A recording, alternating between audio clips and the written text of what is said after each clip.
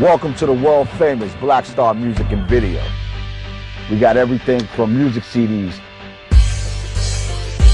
classic black film, street documentaries, magazine, Street Smokes magazine, Dawn Diva, As Is, Glow magazine, Selling magazine, 212, whatever hot magazine in the street, all the classic books that's hitting the shelves right now, movies, whatever you need.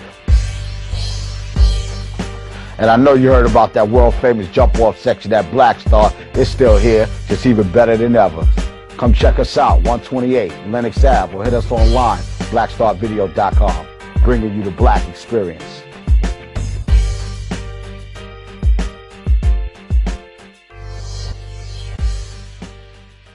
Introducing Troy Reed's Street Stars. Own them on DVD. No matter where you go, there's a street star, there's a story. The real-life stories of the street's most notorious hustlers. Uncensored. Street Stars. Look for these and other Street Stars titles coming to DVD. Rachel Edmond III, the man who was accused by the U.S. Attorney's Office in this town of being responsible for bringing a ton of cocaine into the city. The FBI got a tip from an informant that Rachel was setting up deals from the prison at Lewisburg. They couldn't have been there for but 2 months before we started hearing everybody was moving dope, everybody was selling wine. Colombians were teaming up with Mexicans.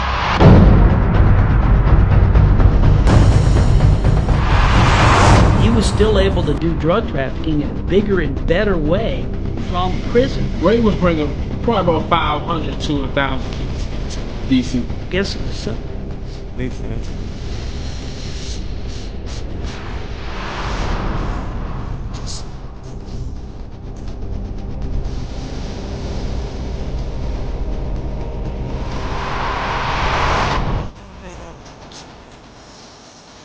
Ray was hitting the whole D.C., man. 50 of them keys, right? People wasn't even paying. Ray will send out a message to him. You guys don't pay me, you're coming here with me. 19,000 pounds of cocaine that was seized. That's the largest seizure of drugs I've ever seen in my life. They played the tapes for him with his voice setting up drug deals. You should need money already? You should need money? He knew there was no beating that. He'd already made a decision that when they stepped to him, he was going to cooperate. The Colombian Jews that Ray was fucking with, as well as some of their associates, was fucked up when they found out Ray was informant. One of the most feared drug kingpins in Colombia has given himself up. You don't testify against Colombians if you want to live. Well, right now it's kind of sad. Mr. Edmond is in involuntary protective custody. Because when I'm in jail most of the time, I'm separated from everybody. Rayfield's going to have to spend the rest of his life in the witness protection program.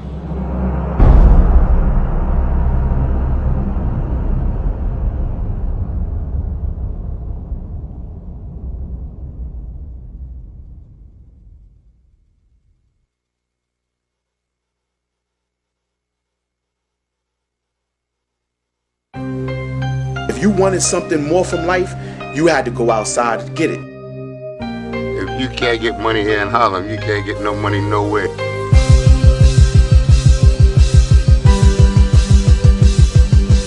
You heard of 3 the hard way? Well, this was the real 3 the hard way. Alpo, AZ, and Rich Porter.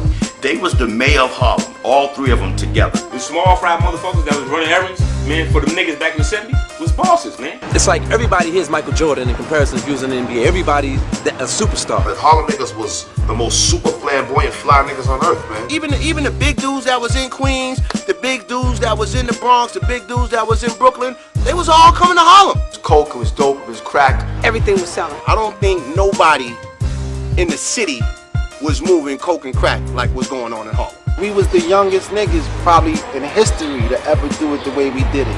Al wasn't the richest nigga in Harlem, but he was one of the most popular because of the shit that he was doing. Well, people knew him as Alpo.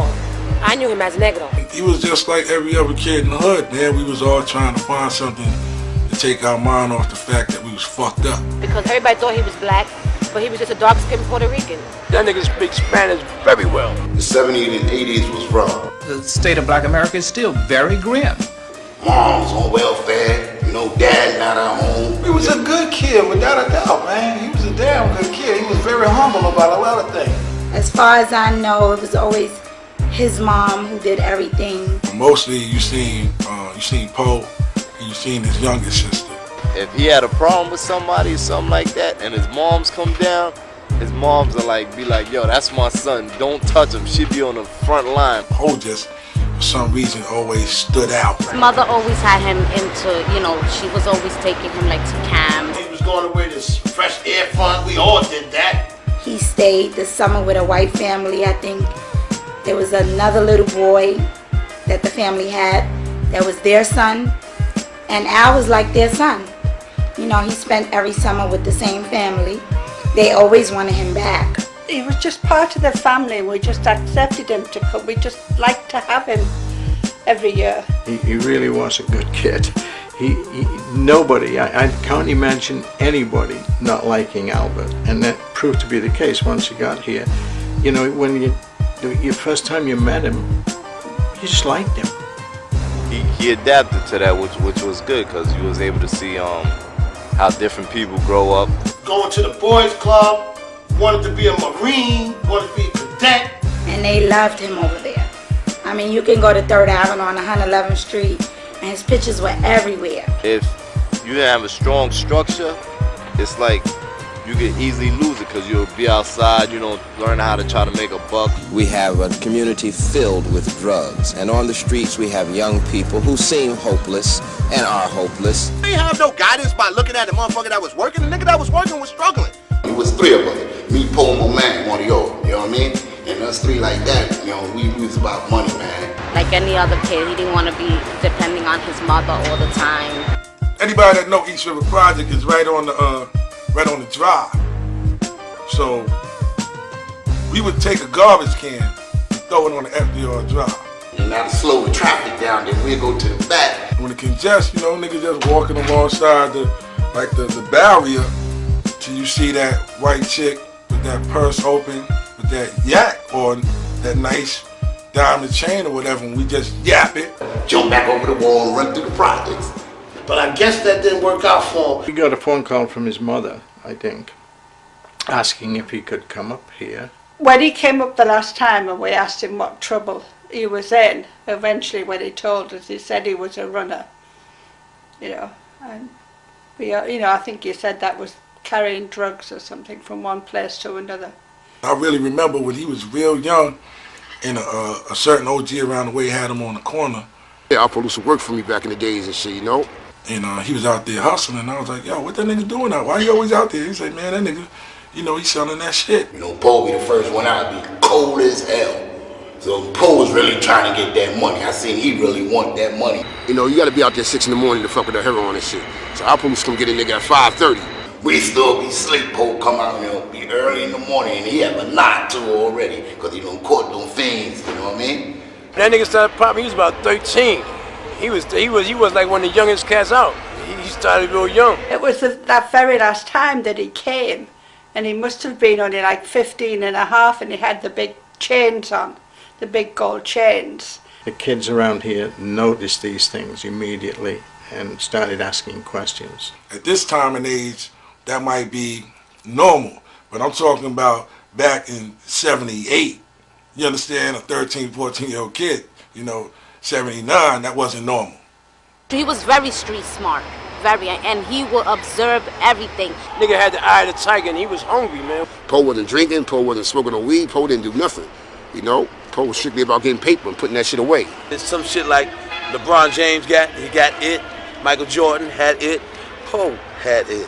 When my nigga Al met my man Shorty Love, and my man Love showed this nigga the way what this is, his game wasn't aggressive at all. When he got with Randy, the beast came out with him. When Alpo met Randy, somehow Randy installed an aggressiveness in him, and he just went ahead and did his damn thing. And he learned, like, listen, if you want to get in the game, you gotta be 110% sure, because the nigga would take you out, and never underestimate the man that don't got nothing. My niggas and them was going on the grind and stick the motherfucking Dominicans up. And they had to send a nigga in there, like my nigga Poe he knew Spanish. They didn't know he knew Spanish. So when they was talking that laga, he was on the side letting niggas know what to do. As soon as Po get in the house, nigga tell you, he'll tell you, man, this is on the 2nd floor. Bow, just come up here and kick the door down. Watch out for this nigga. The gun is over there. The coke is over here. The keys over there. So he play, he buying it. Yo, listen, hold up, I gotta go to the car and get some more money. That's when niggas come in and stick everything up. The adrenaline that Po got, that shit felt so good to anybody practically, but the adrenaline felt so good, man, it gave him a rush. Let's do it again.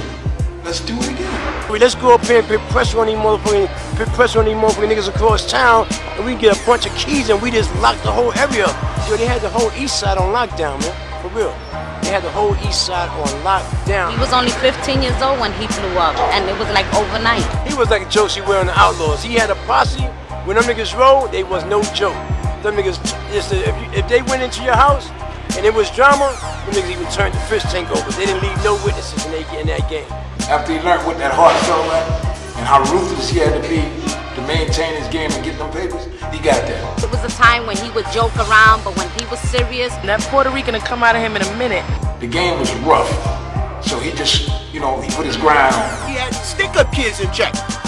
He was checking stick-up niggas. He was telling niggas, listen, that's my spot, don't fuck with that. And they wasn't fucking with it. And it was funny to watch this young teenage kid work 45, 30-year-old men, and how he would work them and tell them to go to the store and get him a sandwich. Go over there, do this for me. And how they would listen and respect him. New secret offensive is underway tonight in the war on illegal drugs. It is aimed at stopping the supply of cocaine. Timing was everything, because all the older hustlers had faded out, and the game was wide open. This is the kind of lucrative profit that's in this whole business. Which one of you is asking where we're going to get the money? This is going to help the deficit being reduced, huh? There it is. This whole area right here was nothing but the tires. They had the drug shit locked down. But them niggas, so many of them niggas was getting knocked off, and niggas was going to jail, and niggas was snitching on them. So that allowed the Colombians to come in and fill the void. Yo, they started giving it to a nigga cheaper than what the Chinese was giving it to a nigga for. Their production is equal to nearly 3 times the amount of cocaine that was brought into the United States last year. These countries who say they're our friends and they're our allies, they're destroying us. They're going to turn us into a banana republic. We're not fighting a war, but we darn sure are losing the battle. America's already starting to take that message to heart. Tons of cocaine have been destroyed. The United States has sent 6 Black Hawk assault helicopters and 160 U.S. Army pilots and maintenance personnel to Bolivia. The Dominicans had it, they needed somebody to move it. You know what I'm saying? The blacks was the ones that could move it. A revolutionized the shit. When you heard Po, you heard Rich. When you heard Rich, you heard A. Before you heard of Alpo, you heard AZ. I was getting joints for a dirt price, man. I don't think nobody on the street can compete with the prices I was getting with. He came out with a gimmick. Like everybody else was selling little small bottles. He came out with the GP35s and was selling them shits for like dimes, and he killed them. This big for $10. When niggas was selling shit this big for $50. This is how A blew. These niggas was getting real money. This is the great part of New York City. And you come up here for a dime? Everybody in the city knew about the jukebox. People started seeing the lines, and it was ridiculous, man. That's why you had to bottle up everything at one time, because you never knew when the crowd was gonna be there, and it was ridiculous, man. We used to have to tell people, y'all stand on the other side. That's how much that joint was moving. And if you think about it, we was giving them close to a half a gram for $10. We learn that a prominent athlete has died because he took cocaine. You couldn't go buy this from nobody else. You couldn't go buy the material that they had. They had it really fucking good, man. When Po went over there and got that money with them West Side niggas, got introduced to AZ, this big player, young kid in the game. The nigga just totally took charge of shit, man. You know what I mean? A didn't have to tell him what to do and how to move. He knew how to move, you know what I mean? The nigga was a wolf. He was kind of aggressive, you understand what I'm saying? I guess A took a liking to that, and, he immediately put him down. I believe Alpo wanted it more than the other cats that was around me. he wanted to see how far he could take that shit. Like, he was more like, I want this shit, man. I love this shit, man. He was destined to be rich, man. AZ used to test me sometimes. He used to give me a certain amount of bricks and tell me to go bottle them up.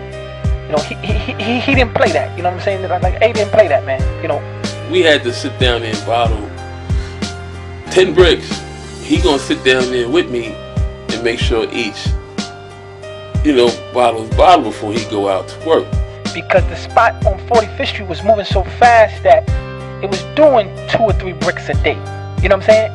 A took a liking to him because he was about his business. Say for instance, Connect give me 100 bricks, and they say, okay, give me $1 million. I'm not going to bring the Connect back 999,000,099 No, I'm not going to do that. I'm going to make sure they have that penny to make it $1 million. Even if a nigga fucked up my shit, whatever, that's not their business. That's my business. You understand? I take it out mine and here, boom. Why? Because as soon as they say, I say here, they say here. You understand? And then they be in a position like, and thought like, damn, I don't want to lose this cat. This cat is loyal. And to me, loyalty brings forth royalty. You know, I seen the bigger picture. And he played fair, so it was no need to be petty, you know, because he wasn't petty with me. He had ideas, he had ambition, you know what I'm saying? He had dreams, and he wasn't letting nobody get in the way. No means necessary, nobody wasn't getting in the way of his plans. He never let A down in the streets when it was crunch time.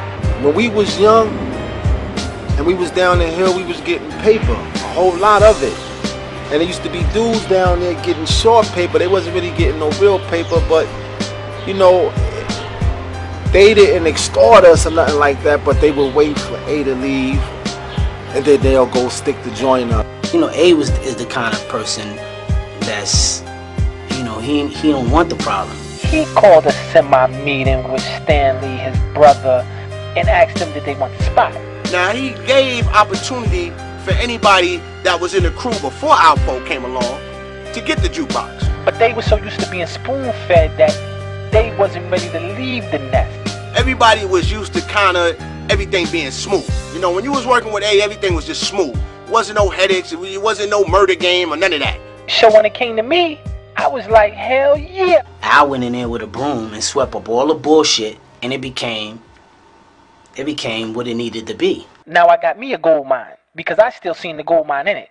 And I was willing to protect it at any means necessary. And if that meant taking somebody's life, or killing somebody because they trying to take something that's mine, then so be it. And when they know within 6 months, nigga just blew up. I know Alpo blew off the jukebox. That really put Alpo in the game.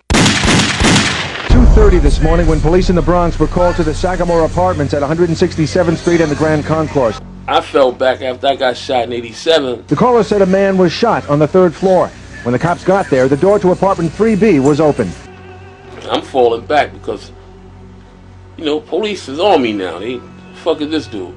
Everybody talking about. My name was low before when I got shot. With so many motherfuckers at the hospital, it brought forth, yo, who the fuck is this? We do believe that it had something to do with the narcotics. The game is so deep that it goes into people's families.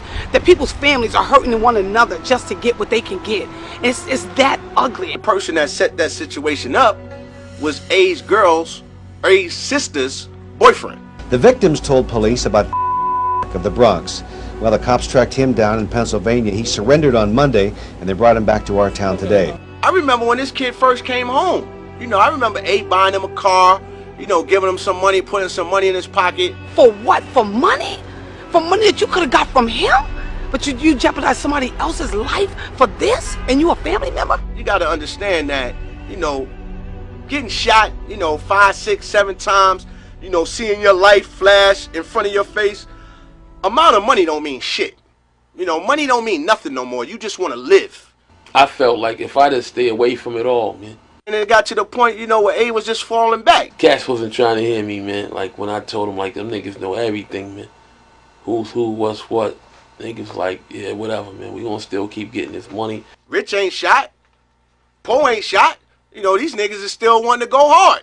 You understand what I'm saying? So I figure at that point on, when A kind of stepped back, you know, Poe and Rich stepped up. Me and my man Rich relationship became real strong. You know, it's like we became brothers.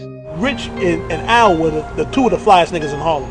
I mean, they were the originators of that, you know, you buy a car, I gotta buy the gear, I gotta buy the jewelry to match the car. See, these niggas had matching jewelry that matched their cars. Niggas wasn't up on that. Niggas was like Batman and Robin. When you seen one, you seen the other. You know, these niggas started copying cars together. We was like the first young dudes in Harlem to bust out with the convertible BMs. You know what I'm saying? Niggas had the American dream. Whatever you thought you saw in a magazine, that shit went down 7th Avenue. That's why everybody used to come out on the streets and just watch. Everybody drove sitting up straight. He bought the leaning way back in the seat all crazy. He had the 350Z when he came to the avenue on that shit, young boy. With the T-top, with the beebs on it. He had a bucket hat on. He had his son with him. Now you still see niggas, man, when they drive their cars, the seat is all the way back. Rich and Poe started that shit. They was young boys coming out, getting paid. I mean, getting paid. A lot of people were making money, but Alpo really stuck out. He had the best of both worlds. Negro stuck out from anybody. He had the looks, he had the charm, he had the money. I was so scared because it was so much money. There was one time we were there watching the movie and he came in with like bags, like black bags of money. And the shit was filled to the top with money. Dumped it on the floor and asked me and his sister to separate all the 5s, the 10s, and the 20s. And I'm like, I'm not sitting here separating all that money. My cousin got into the drugs and they couldn't keep up with Alpo. And getting keys? Oh my God. We were delivering those like the mailman delivered mail. He would come on a motorcycle and he would like, you know, what's up? You got that for me? And my cousin's like, yeah, I got it. And he's like, man, here, man. And he give him 15,000. Here you go. Here's 15,000. Where is it? And he looks at it. It's a Kia Coke. Okay, Kia Coke. And he puts it in and stuffs it down his pants. Big fucking key, stuffs it down his pants. Gets on the bike and he's like, all right. And he's like, I'll see you later. And all of a sudden I look. He comes back around the block. Woo, woo, woo. And I said, oh my God. And he's doing a fucking wheelie. And all of a sudden, the fucking key falls and breaks down 1st Avenue. A fucking key. Then I hear, and he spins around and gets off the bike, puts the bike on a kickstand, and starts picking as much of what he can salvage. When he got that money, he let niggas know he had money because the nigga was wearing shit that nobody else wasn't wearing. He took a style like Dapper Dan and made it a mainstream. Every hustler that was getting money was going to Dapper Dan and getting their own stuff custom made. You know what I'm saying? They blew Dapper Dan up so big.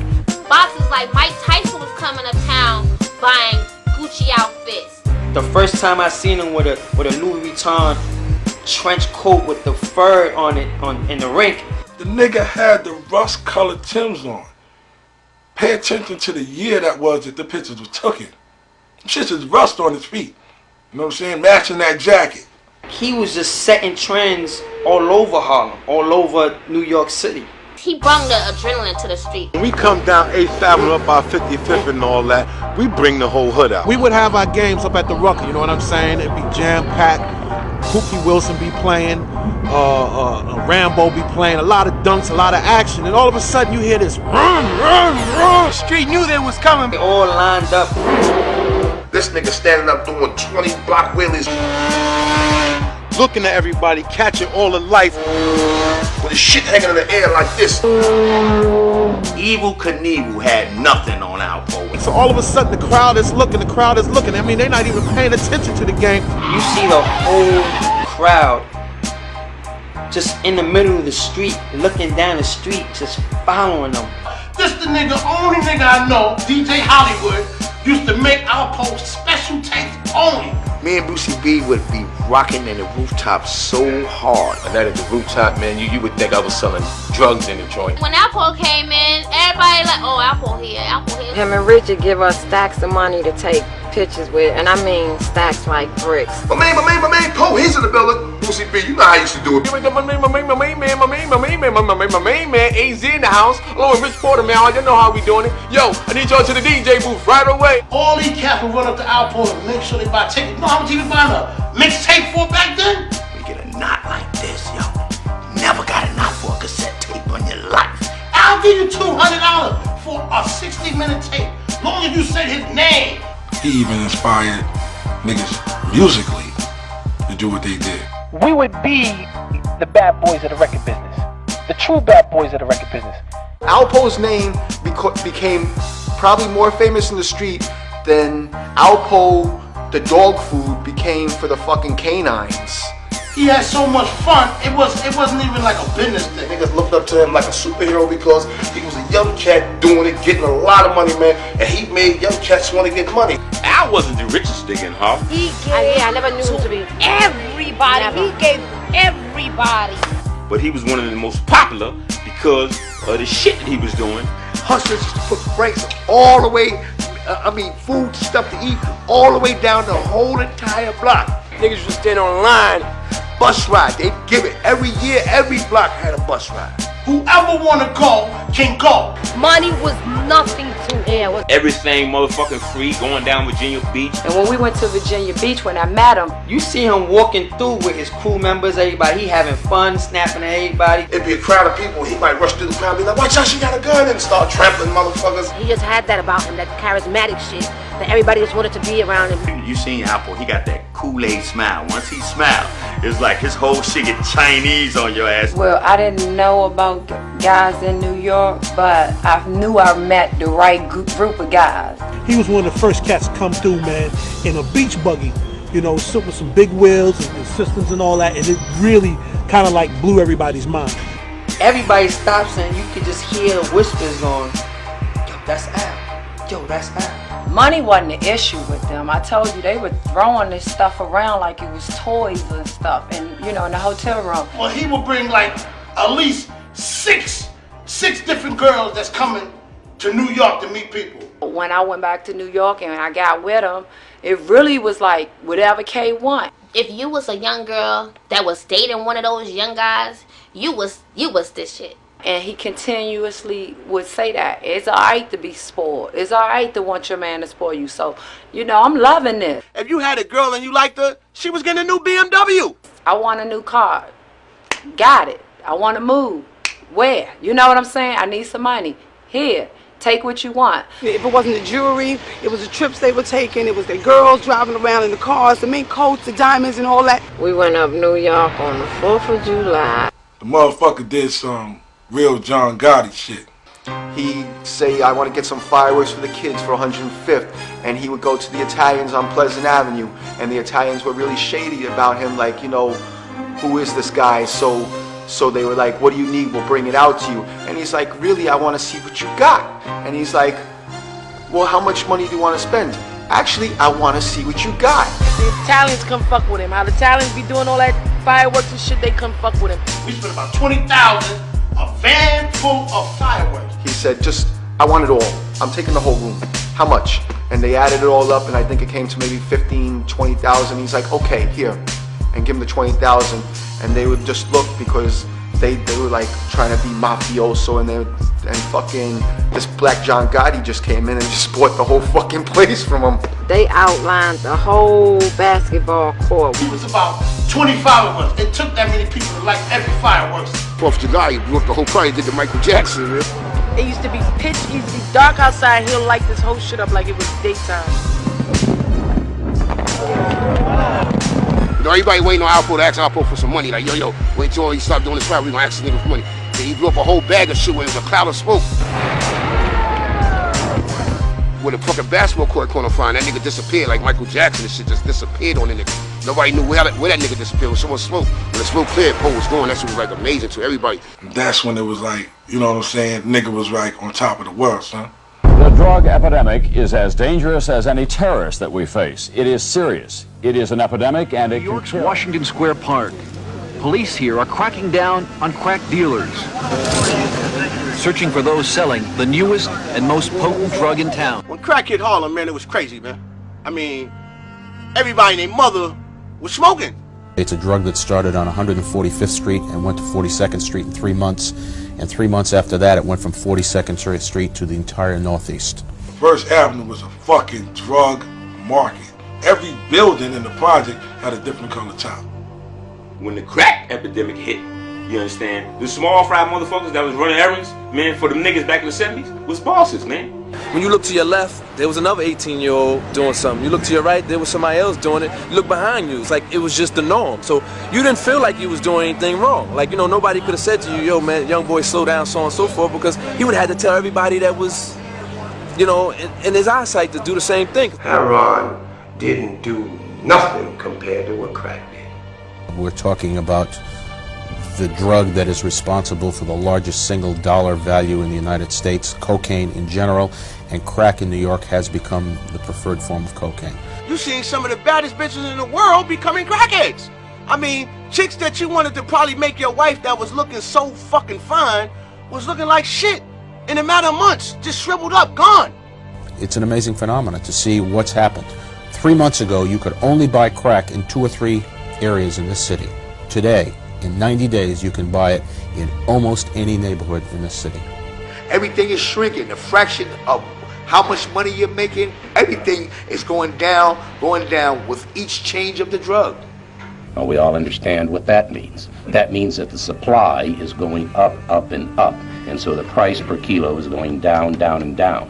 Heroin took people a fraction down. Cocaine took fractions a little further down. Crack took fractions of people and made them absolutely nothing. I mean, guys that was really on and popping became nothing behind crack. I used to be on the avenue late night, so I remember Al, it was a BM, it was a Jeep, they pulled up on the avenue. And then I'm standing out there, you know, I'm all fucked up on that shit. And you know, back in the days, you know, people just hit me. And I was younger, I was like 5 years younger than me. So I'm gonna say Alpo, so I'm saying that day, Alpo came out there one day with all those rich niggas, you know, I don't know where those niggas was from. But they all got out the car and said, Alpo came to me and said, yo, do you believe I used to work, used to be hustling out here for this nigga? Now look at this nigga. They would sell or give or do whatever to obtain it. I was always, when I see Poe car parked outside, I run the Poe window, yo, Poe, what's up? Throw a nigga some change. So just for a joke, I think Poe took it as a joke. He shot at me and shit, you know, and it hit the tree. Then I left, you know, and I came back. I seen Poe getting into his car. I said, Poe, what's up? He laughed. He said, you a stupid nigga, but I shoot at you, you still come to me. Then he hit me up with like a couple hundred and said, yo, go ahead, cut away. Crack era just changed everything around, man. It wasn't like back in the 80s or 81, 82 when Al, Rich, and A were in pocket and that's all you heard was those 3 names.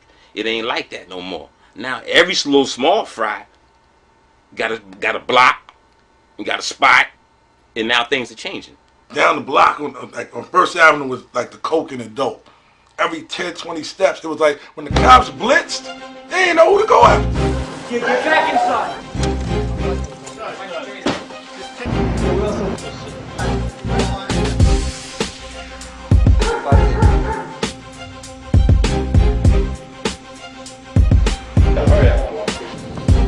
When I came home in '87, man, A, Rich, and Poe had already split up.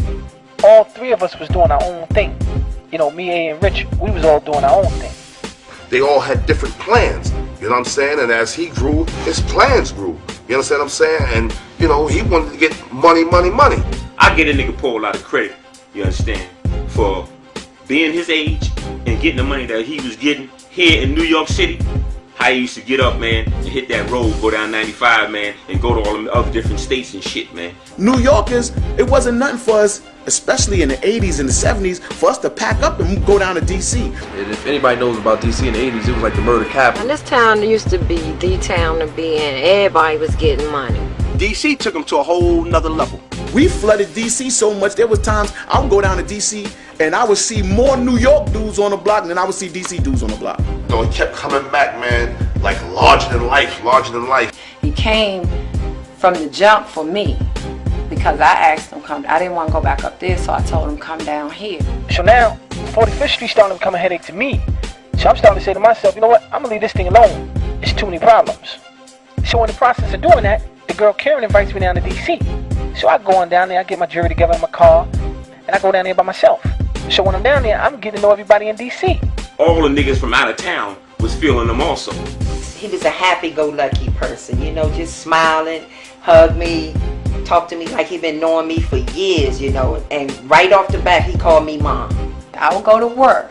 He would wait at my house all day. He was tired of sitting around in here, you know, waiting for Karen to come from work. Then he started going out on his own. And he learned D.C. better than I knew D.C. He would like to go out with my sister and her friends. He would hang with me and Wendy in the clubs. We would take him to the go-go's. The nigga smile is what captured everybody. And he embracing all these DC niggas. You know, he hit these niggas off with a lot of cake, you know, buying niggas cars. They going out to Eddie Letters, going shopping and all that. He came right, you know what I'm saying? He ain't come trying to take over nothing or move in on this or cut into that. Whenever a nigga was giving you like 50 keys on consignment, man, how could you go wrong? Poe wasn't making $300,000-$400,000 in Harlem. You know what I'm saying? He was making that in D.C. That nigga had a connect. You can't do nothing but blow up when you got a connect like that. You can't do nothing but get money. And that's how he became really as large as he was, because his competition at that time, if you know, for those who know, was the kid Rayful Evans, and he was, you know, labeled as a $300 million nigga. He was like one of the biggest cats coming up out of D.C. He doing life now. But I wound up meeting him, and when he went to jail, he did get even more popular because he from New York. He coming down here. He trying to beat everybody prices, you know. That's when I really really took over the town. You know what I'm saying? The Poe situation, when he went out of town to D.C., he started getting extremely a lot of money. When I saw Alpo's turning point is when Rich died. I was on my way to Otisville Penitentiary, upstate New York, to see someone. And Alberto had already told me prior to that you know somebody kidnapped Richard's brother and they want money and they stuck his finger in the recording and left it, you know, all that. So it's like a van to take you up to the prisons up New York. They got the transportation service to take you. So I'm waiting with this girl from DC. I went with her. We waiting for the transportation van. I see the paper with Richard's brother on the front page. So I pick it up so I can buy it and read it, because, you know, Alberto already told me that the little boy was kidnapped. So I'm reading, and they found Richard. So right then and there, you know, that was my friend too. I got like emotional, you know, because he told me Richard's brother, but Richard wasn't dead at this point. So I'm reading the paper, and that's a hell of a way to find out.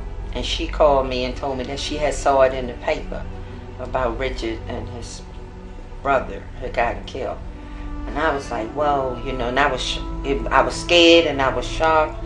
And I, you know, scared because she was up there in New York where all these things was happening, you know.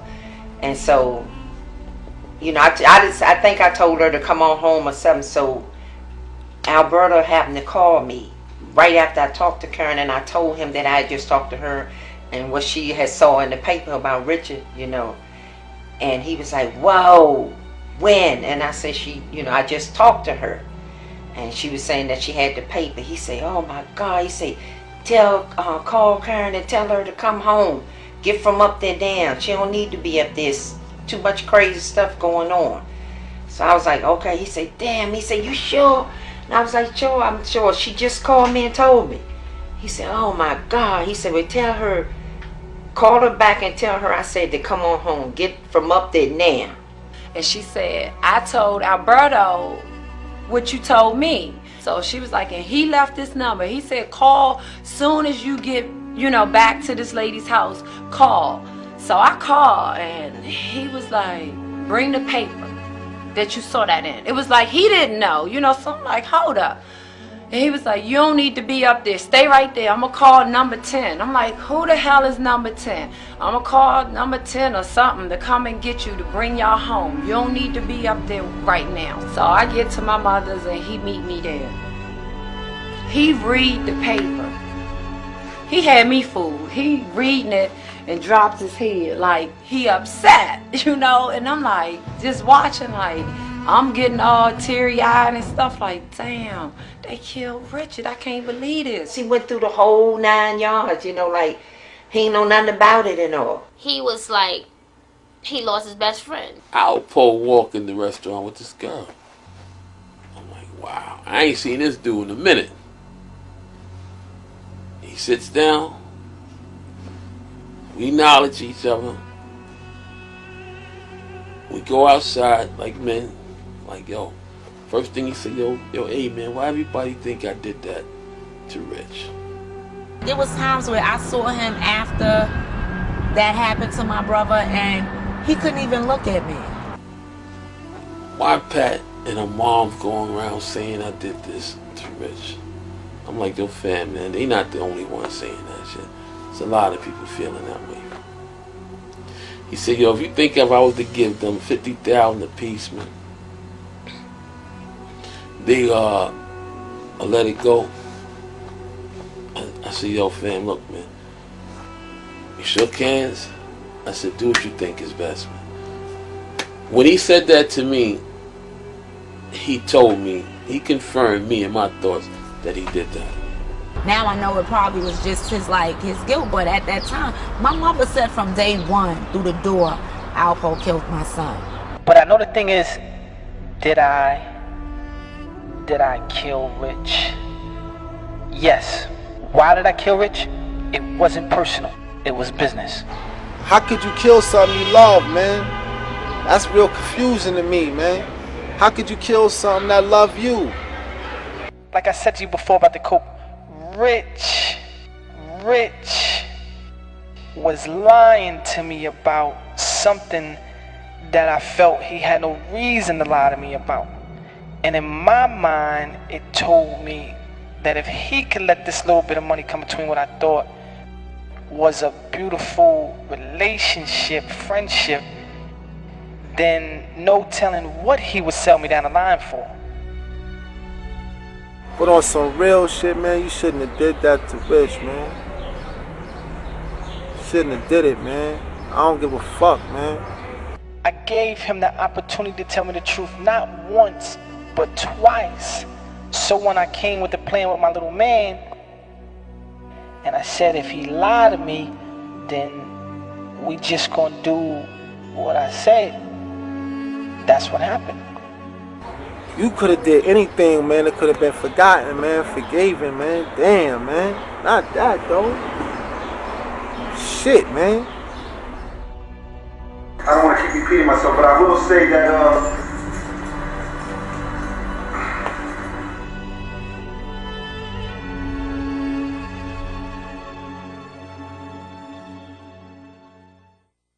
Richard died, he was here to stay for sure. So I wound up going back to girl Karen and her family. Hearing about Alpo this, Alpo that, and dudes ask me, you know that dude? He was well known because he went everywhere.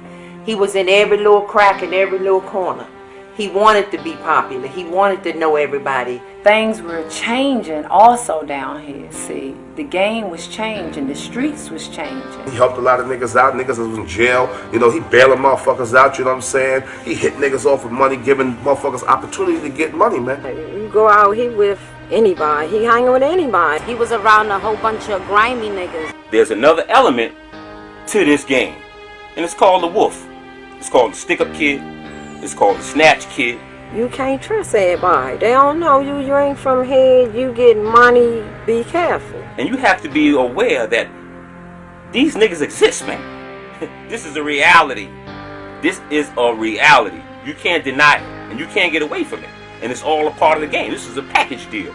I was at home watching television, and a nurse called me, and she was like, "Do you know a Albert Hill?"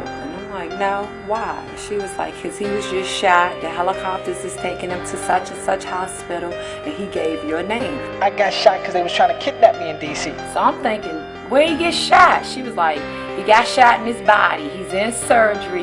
They didn't even know if he was going to make it. They couldn't tell us that. Only thing that saves me this day is as I'm talking to this dude, he looks over my shoulder. And as he looks over my shoulder, I follow his eyes.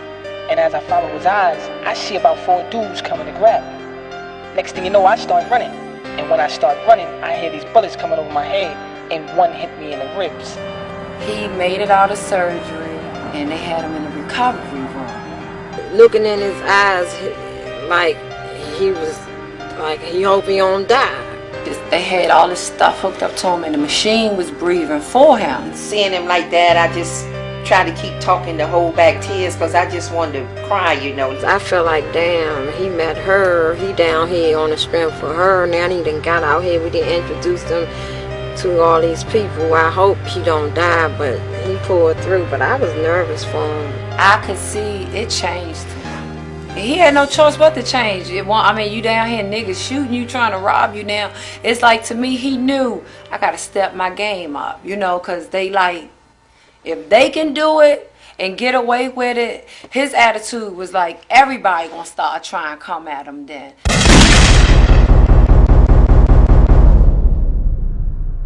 Al said, man, you know, killers respect killers, man. Nobody ain't taking shit from Al. I definitely had the understanding that what I was doing wasn't right, but that's what I had to do for me. It was like, you know, drugs and murder was like steak and eggs. It was, both of them go, and they taste very good together.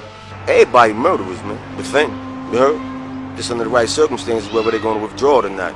If he wouldn't have had that killing instance when he went to D.C., he would have never made it out of D.C.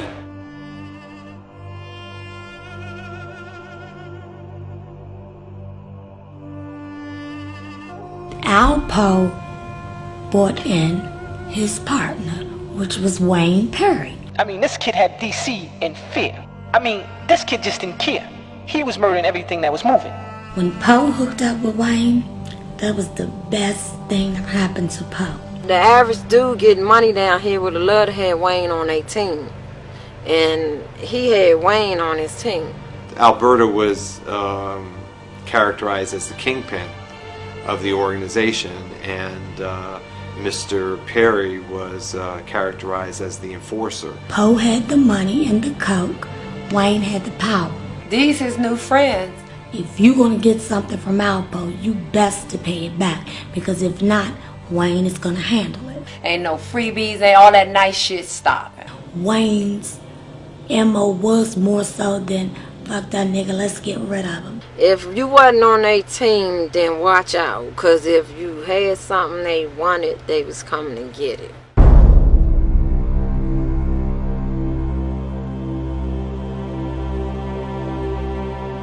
Law enforcement authorities have been able to make more than 350 arrests prior to today and to seize more than 19,000 pounds of cocaine, which have a wholesale value of $270 million.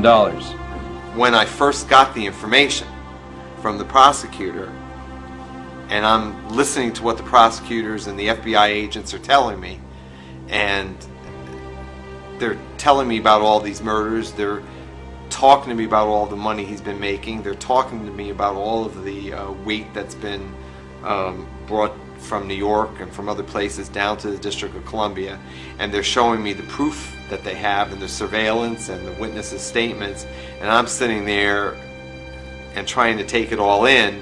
I was putting together an indictment charging Alpo with potential death penalty cases.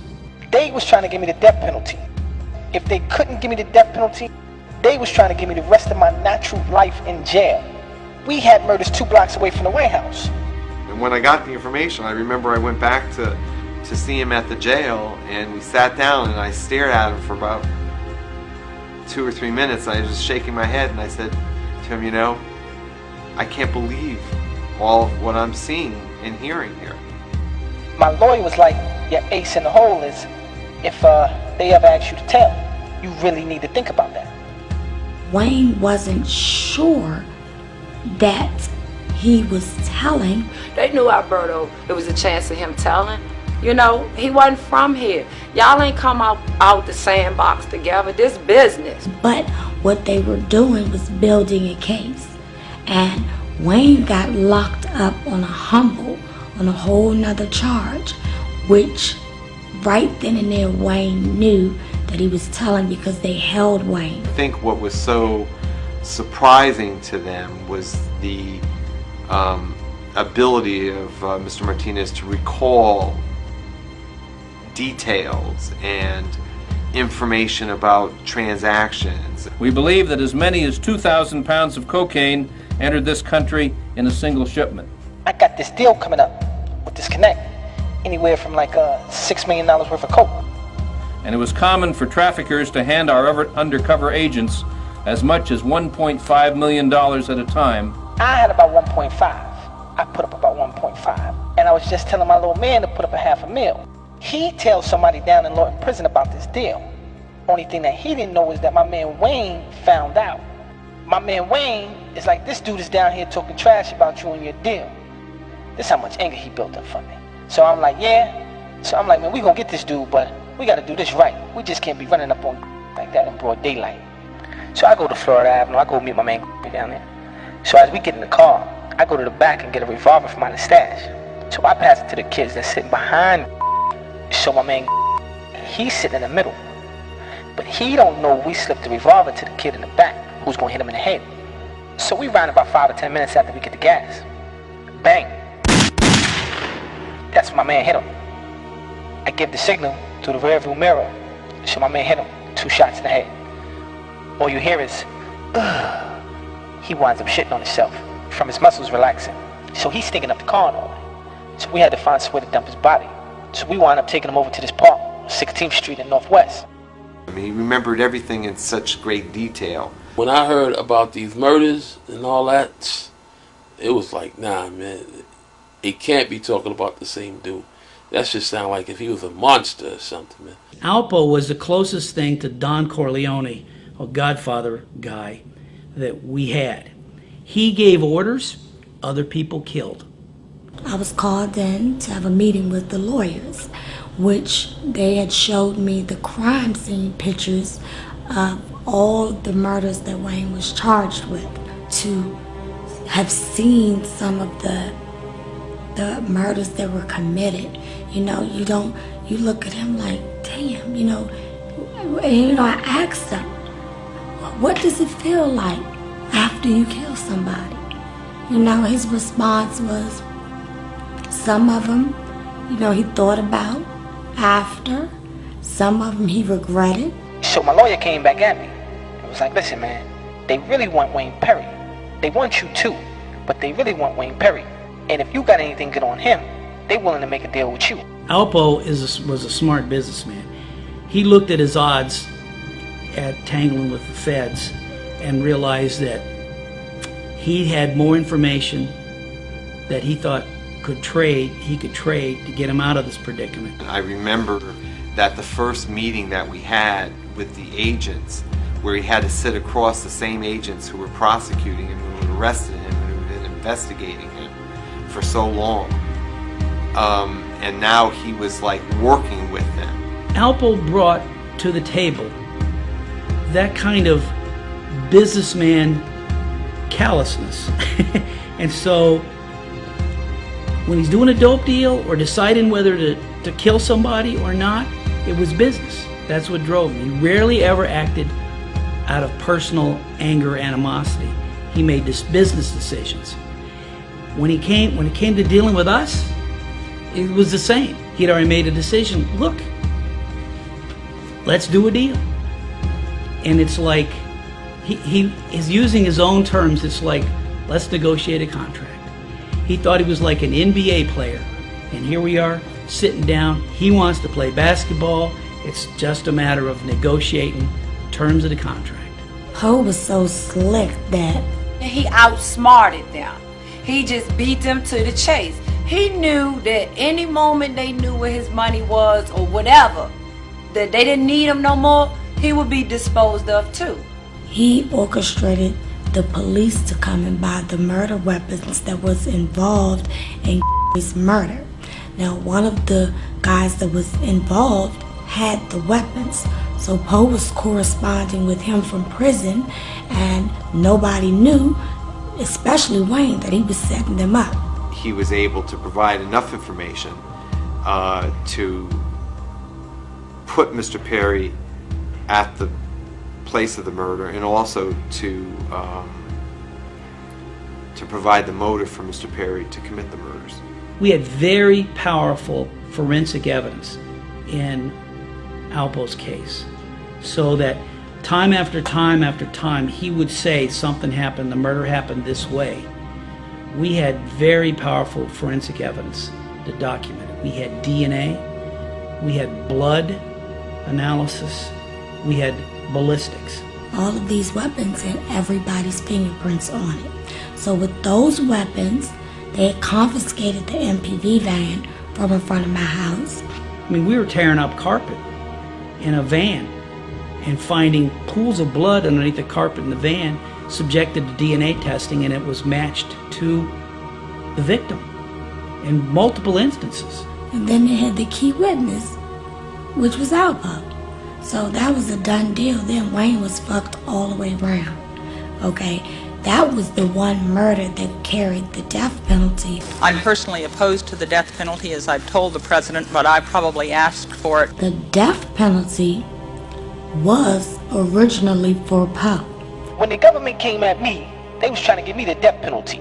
We got you for this murder. We got you for that murder. This is capital punishment right here. You done.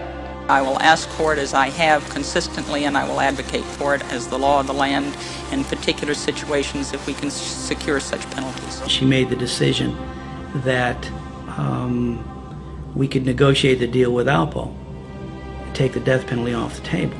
Wayne told me that this nigga is trying to get these racist motherfuckers to inject me with a needle and kill me. Once you've taken the position I've taken, you got to tell it all. Even if the judge wants to give them the most lenient sentence possible, the judge can't get below those mandatory minimum sentences unless, with one exception, unless they snitch. Then it's like a magic key to the jail. You're facing 7 life counts in D.C. and a consecutive life count in Virginia, plus firearm counts running consecutive. So if you lie to us, even one time, the deal's off. Poe let the system rape him and turn him into something that he wasn't. He was a hell of a good dude, you know what I'm saying? But he let the federal government rape him. There is no other option when you play as hard as he played. Give or take, if it was Wayne that they caught first, Poe probably would still be out on the streets because Wayne is a true man to the game. He went out like a soldier. If you in the street, man, you know that's a no-no, man. There's no ifs, ands, or buts about it. There's no getting around it, man. A snitch is a snitch, man. You understand? And if you still in the game, you don't have any other choice. You have to turn your back on him. And he understands that. More than anybody. Once the decision to cooperate was made, there was no turning back.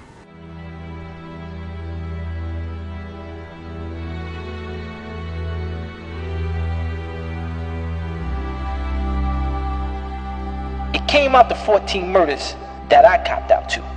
When I say copped out to and all that, being in my position and doing what I had to do for me, as far as testifying and all that, I had to confess to those murders. I had to tell those murders. He never backed down from nothing. He said what he said. He said what he did. You know, he ain't covering up nothing. He ain't bitching up to nothing. He did what he did. In life, sometimes you make choices. And sometimes those choices are good, and sometimes they're bad. He wasn't born a killer. But when you run in with killers, you begin to be a killer. When I asked Al about a particular person that he may have killed, I was hurt when I heard it. And he explained to me that, you know, sometimes in the game, it's either you or the person. And he said at that time, it had to be the person, or it would have been him.